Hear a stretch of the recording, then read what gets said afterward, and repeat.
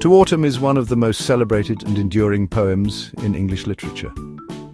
Written by John Keats in September 1819 and published in 1820, it is the last of his great odes and is often praised for its beauty, richness, and quiet philosophical depth.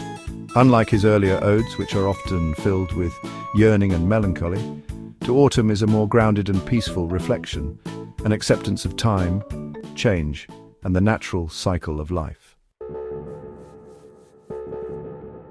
The poem is structured in 3 11-line stanzas, each focusing on a different aspect of the autumn season. Together they build a picture of abundance, transition, and inevitable decline, but all rendered in warm, vivid, and affectionate detail.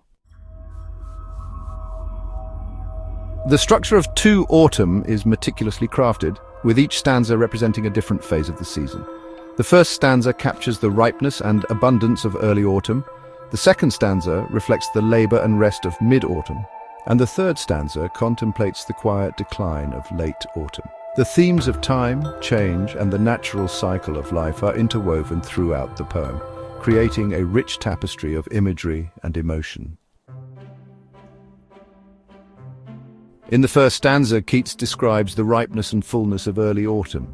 The season is personified as a friend to the sun, working together to load vines with fruit, swell gourds, and fill hazel shells.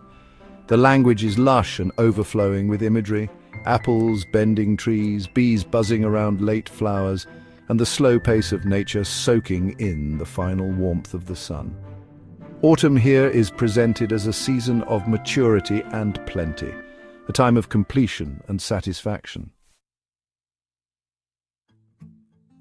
The second stanza shifts focus to mid-autumn, personifying the season as a figure at rest amid the harvest. Autumn is now imagined as a reaper sitting careless on a granary floor, drowsed by the scent of poppies. Keats offers a series of gentle, pastoral images: a harvester falling asleep, a gleaner walking home with a full basket, a cider presser watching the slow ooze of fruit. The pace slows and the mood becomes more reflective, evoking the passage of time and the slowing of activity as the year begins to fade. In the final stanza, Keats turns to late autumn, asking what songs the season can sing.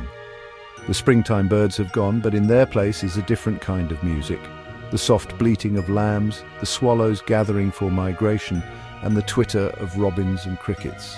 There is a quiet acceptance here, a recognition that beauty still exists even in the fading light.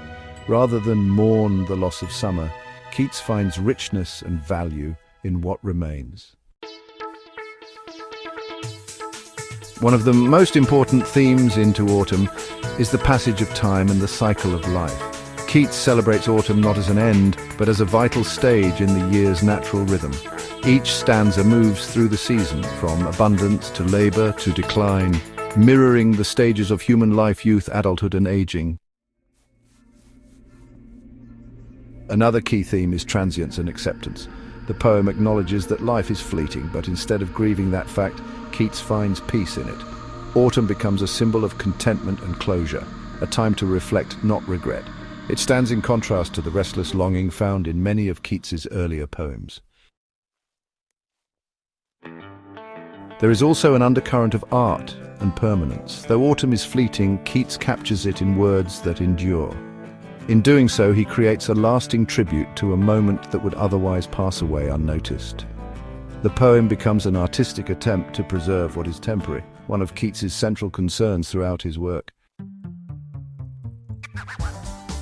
Finally, To Autumn reflects Keats's mature poetic voice. It lacks the intense emotional tension of his earlier odes, offering instead a calm, accepting meditation. At the time of writing, Keats was in declining health and aware of his own mortality. To Autumn can be seen as his graceful farewell, a poem that embraces the beauty of life even in its fading.